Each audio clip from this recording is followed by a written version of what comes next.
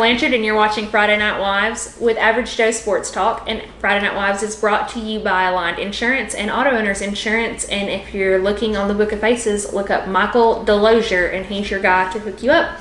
And I'm here today with Lara Ellen, and it's my spirit animal, my style icon, the girl with the Louis. You are mine. The David Yurman. Like, I can spot it. Hey, listen, I can spot it too, and he calls them ugly words, so... And by ugly words, he means just, he doesn't understand. No. He's a boy. I know. It just makes us happy. That's what matters. It does. And this is Coach Locke's wife, I guess, if you've not figured that out yet.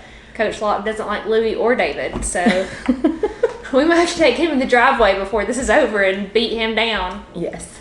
And I mean, like, the bling, the spirit animal. And please take note in her blue earrings.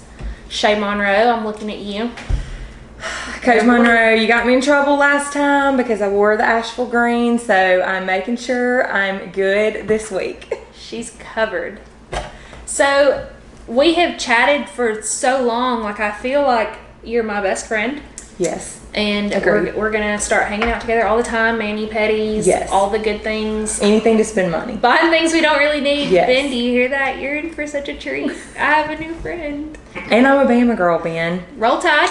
Roll Tide. And you work at Alabama, and she teaches there too. So, I do. Y'all, this is your girl. Tell us about it. So, I went to Alabama, graduated from Alabama, and dream scenario was for me to be able to work at Alabama. And so after a few years, I worked in Atlanta, Nashville, some various places because of my precious husband hauling me around the country. We finally made it back to Tuscaloosa, and I was able to get a job there. My current title is a mouthful, but it's Assistant Director of Professional Development and Engagement for Culverhouse College of Business.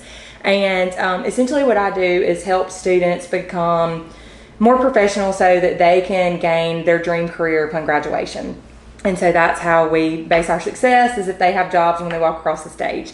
And so I absolutely love it. I love students. I say all the time, Ryan and I are super passionate about students. He's passionate about one group and I'm passionate about another. I couldn't go to the high school every day. I couldn't go to the elementary school probably every day and have the patience that he does. But college students, that's kind of my niche. I relate to them to them, and I don't know what that says about me, but great things.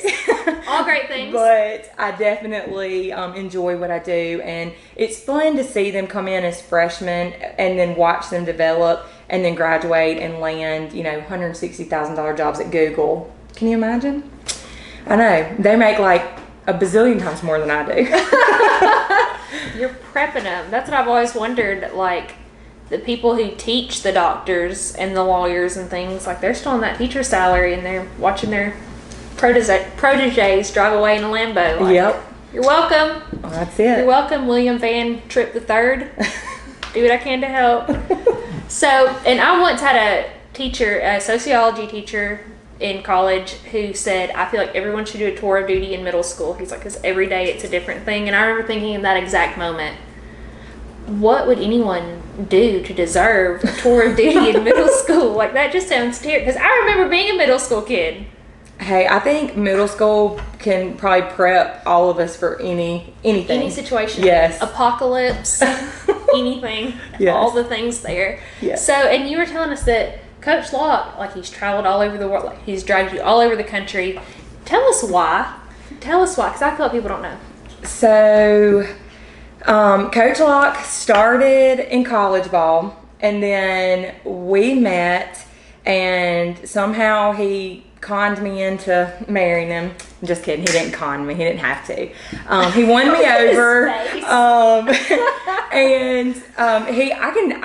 I literally never will forget when we got pretty serious. He was like, hey, I just want to make sure you know, like, what this lifestyle is that you're really about to get into.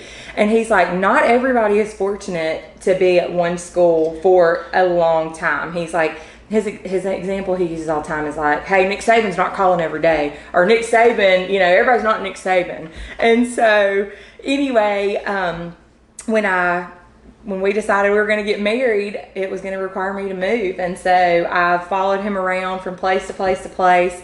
He was at Cumberland University in Nashville when we got married. And then we have been to plenty of high schools. We went to Tuscaloosa, Northridge.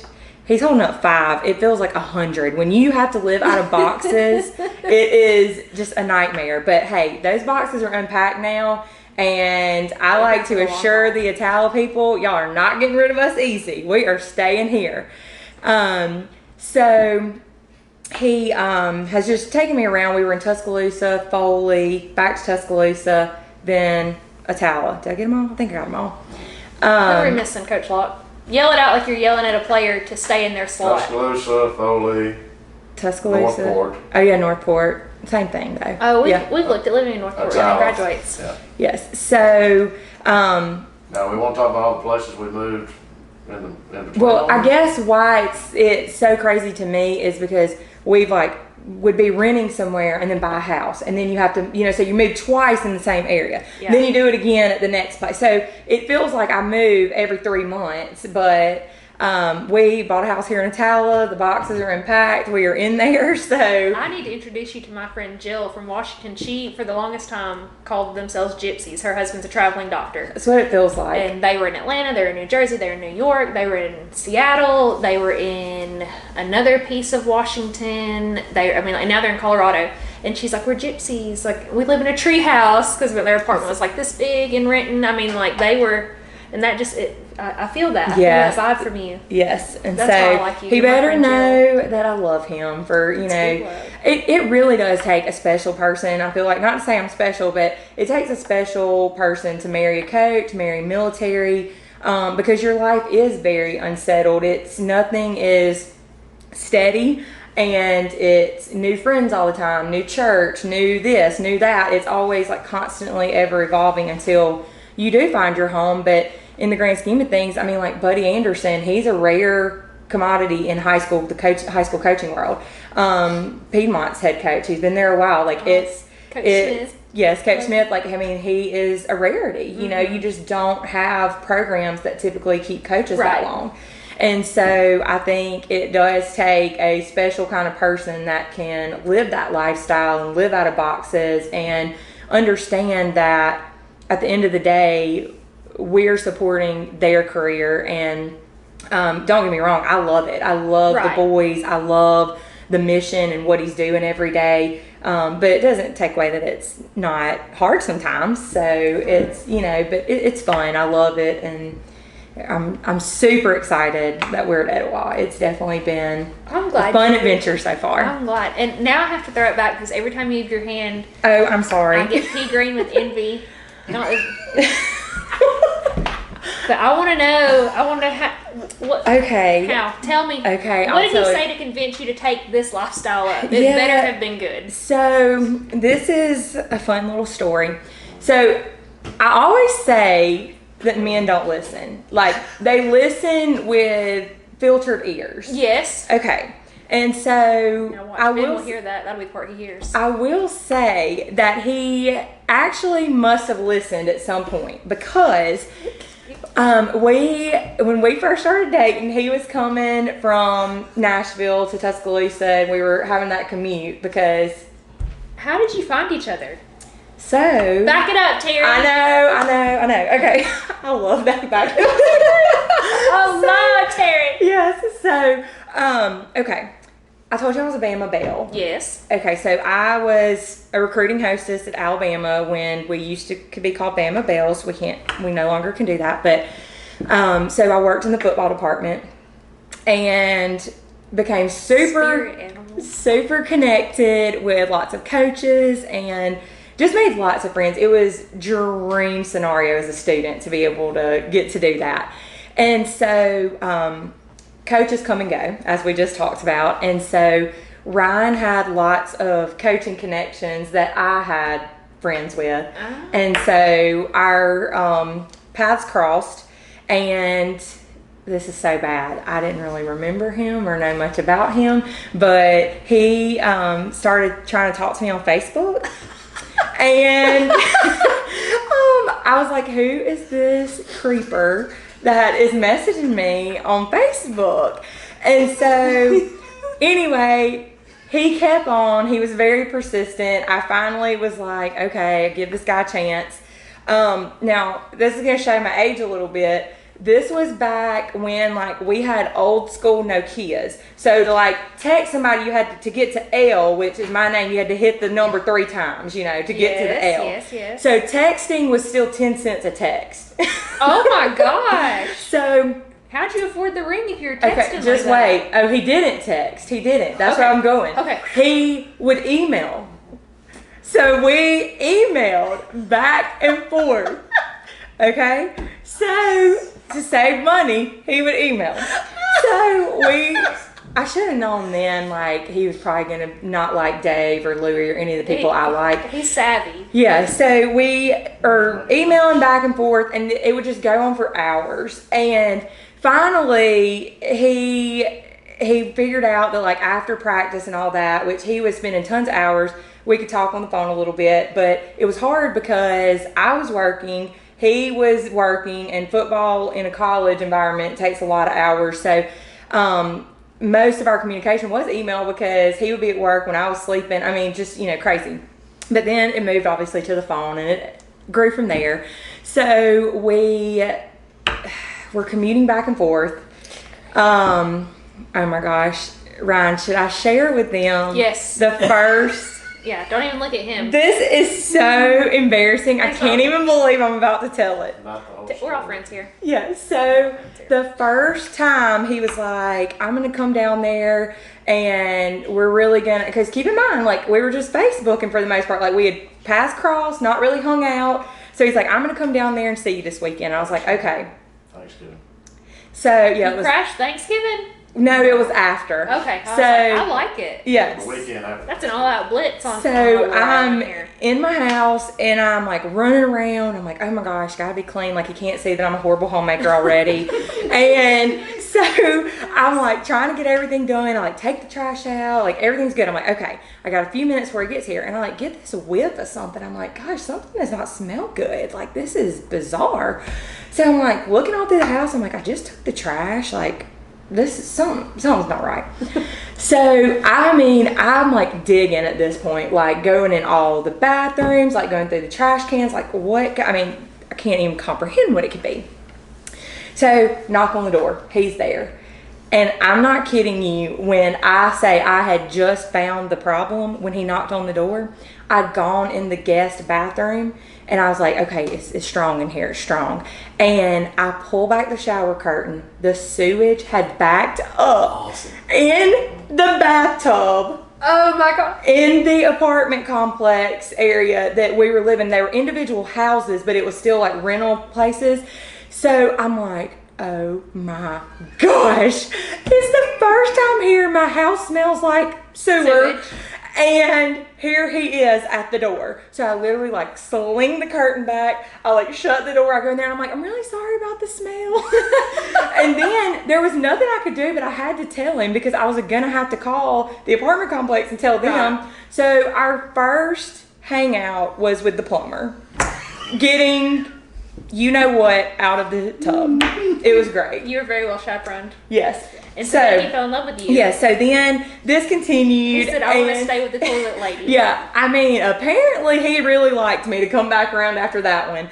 So we went and looked and like walked around campus. I don't know if it was that first weekend. I mean, it was a little bit into our relationship. And I was like, oh, let's go walk. I love, like, campus is so beautiful. And we were walking around and we were kind of right there in front of Gorgas Library. And I was like, I just have so many great memories here. I went to school here. Like, this is my dad and I. We love football. And my dad and I go to so many games together. And I was like, this is just my place. Like, this is where I feel at home. I love it here. And I was like, it would be so special if somebody proposed to me here. Somebody. And, Anybody. and I don't know why I even said that, because like at that point we weren't there, but I did. And so fast forward several months, we've had the serious talk. Do I really want to be a coach's wife? I don't think I was fully prepared for that one, but you live and you learn. And so It's too late now. I went to Athens, Georgia for a work conference, and I'm on my way back. And my contacts are dried out. I'm like struggling to get home. And I pull over and I put on my glasses, and I'm literally looking like run over dog at this point. Like, I mean, it was bad. And my boss at the time was calling, and she was like, hey, Alabama Sports Marketing has got to meet with you tonight. Like, you've got to hurry up and get back here. Well, at this job, I had been trying to reach out to Alabama Sports Marketing to meet with us. And I was like, why at nighttime? Like, this makes no sense. And she's like, it's the only time he has available before he flies out again. And I'm like, okay, it makes sense. So she's like, get in the car as soon as you get here. And she was waiting at my house. So I jump in the car, literally in black pants, a shirt that's wrinkled to glory, my glasses, my mascara's probably down at my knees at this point because my eyes were hurting so bad. And I get in the car with her and we're going. Well, about that time, my phone rings and it's one of my student workers. And she's like crying and she's like, you have to come get me. My boyfriend has been, or like some boy she was talking to is like treated her horrible. And I'm like, Kelly, we've got to go get her. Like, we can't just leave her. We can't leave that girl. And I said, where are you? She's like, I'm walking toward the stadium. I said, okay, go find Bear Bryant statue and stay there. And she was like, okay. And so she gets me there. Kelly pulls up. I jump out of the car, and there sits my little student worker. Like, let me tell you, she could have won an Academy Award for this performance, okay? She is like boo-hooing, tears coming down, giving me the whole story. And she's like steadily talking to me, and I can tell she's like moving further and further. And so I like keep following her. And so now my back is to the stadium. And I'm like, okay, well, let's just go. I got to get to this meeting. And about that time, I hear old deep voice over there. And I literally, this is so ugly. Y'all can bleep me if I need to. My one word when I turned around, I was like, what the hell are you doing here? And he's like, well, I was going to ask you to spend the rest of your life with me. And then he gets down on his knee, does the whole thing right there in front of the stadium. And I was completely shocked because he was in college ball at this time. He had a game in Kentucky the next day. So worse than that is, so we go through, we get engaged. He's like, okay, I have to like race back tomorrow. His head coach was so scared that his vehicle wasn't going to make it to Tuscaloosa and back. He gave him a rental car to come propose to me. So what'd you get?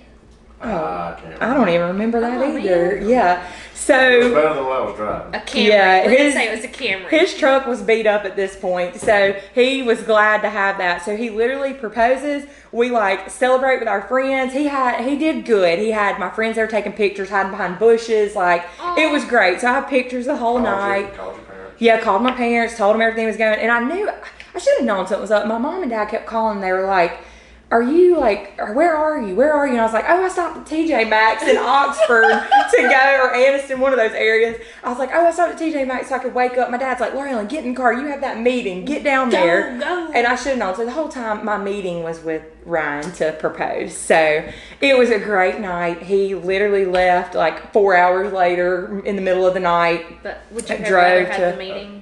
Do what? Would The you meeting? The Alabama equipment meeting? No, of course not. I had to get back to Tennessee because we were driving out to a game at 9:30. Yeah, he had a game, and so he made it back. We were engaged, and so also on my way home from that trip from Athens, I had stopped in Atlanta and interviewed for a job there. They called me the next Monday and offered me the job, so that's how I ended up getting to Atlanta. So my life was a complete whirlwind. Wow. So I think I was made for crazy because, I mean, I had to be made for crazy because our life is just, I tell people it's a sitcom. It really is. And we don't have kids yet, so when that happens, I can't even imagine.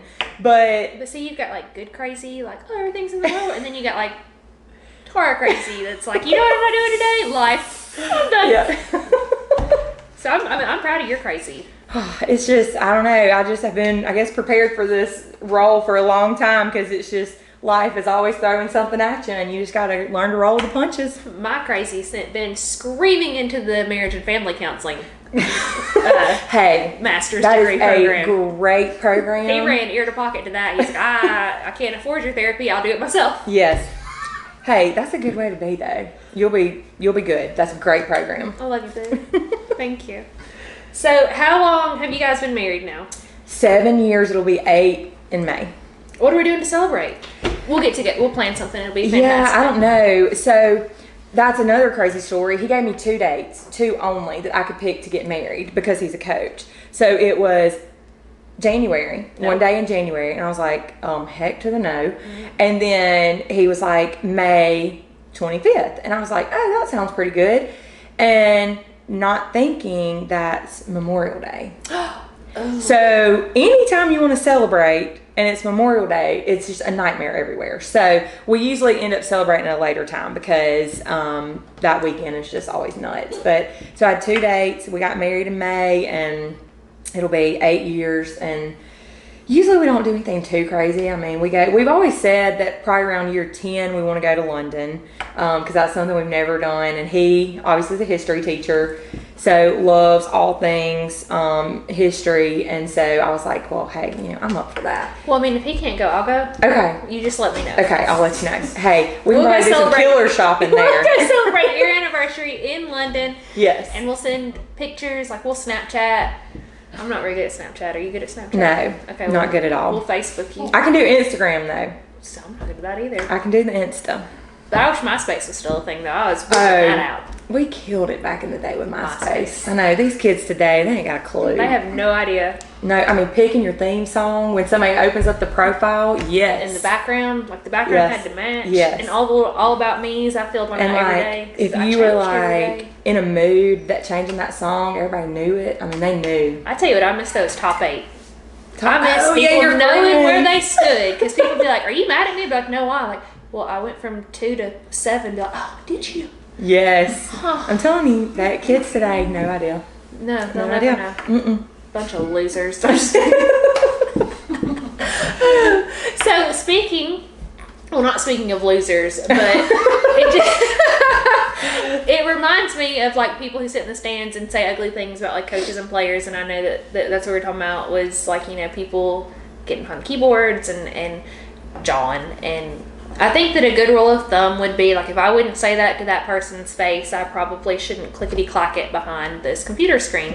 And so I know that you feel strongly about that, and I feel strongly about that. So we are going to start ganging up and beating people up. I just say that the best rule of thumb in the world is just remember to be a decent human being, and remember that someone's child, that's someone's husband, that's someone's father.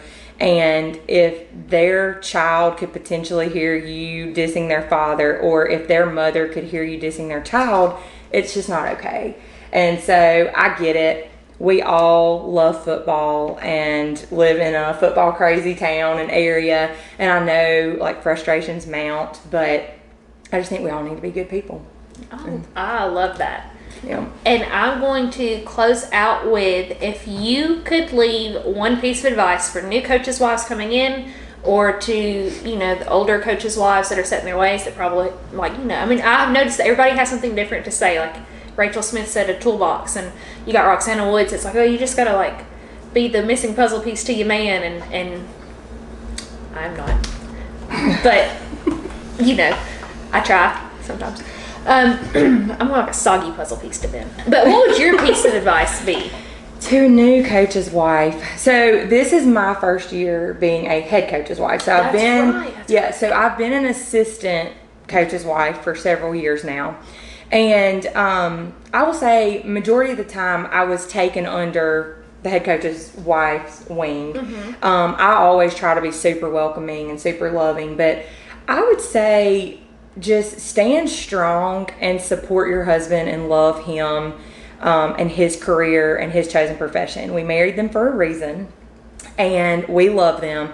And even on the hard days, even on the days when they're not around and they're spending more time with other families than they are you, at the end of the day, the mission is what matters. And so I can lay my head down every night in comfort knowing that my husband has chosen a field that he's passionate about and that he's going to make a difference in the lives of so many young men. And so for me, I would say that's my biggest piece of advice. Just support your husband, get through it. There's going to be hard days, but remember the mission and the end goal. And that is you are a package, you're a package deal, and just support those young men and love them. I mean, there are going to be very few events that you don't see me at because I want to support him and I want to support them. And I tell those boys all the time that I love them, and I do not, like, I want them to never doubt that. Like, I want them to know that Coach Locke's wife is in this, and she's part of us, and she's part of this team. And I try my best not to complain about his hours or what days he's going in the office and that kind of thing. But I think that goes back to just being that support system that he needs, and be that support system for the other wives as well, because we all need it. I mean, it's a different world, as we just said. Yes. So just support, be supportive. See, and I lied. I wasn't going to close out with that. Because it just, like, I have noticed on your Facebook that, like, I stalk you for fashion inspiration. But I know that you are, like, you're always with the kids. Like, all your posts are like, you know, and these are my kids. And I feel like, now, Ben accuses me of chronically mothering. Have you watched Last Chance U? Oh, yes. He calls me Miss Wagner, because I'll get on the Piedmont kids and be like, have you signed up for the ACT yet? Like, right. Do I need to come to your house and do it? Like, I need to give you my card? Like, we need the ACT, we need this. Are you doing the right things? Are you going straight home? And I do love my football boys.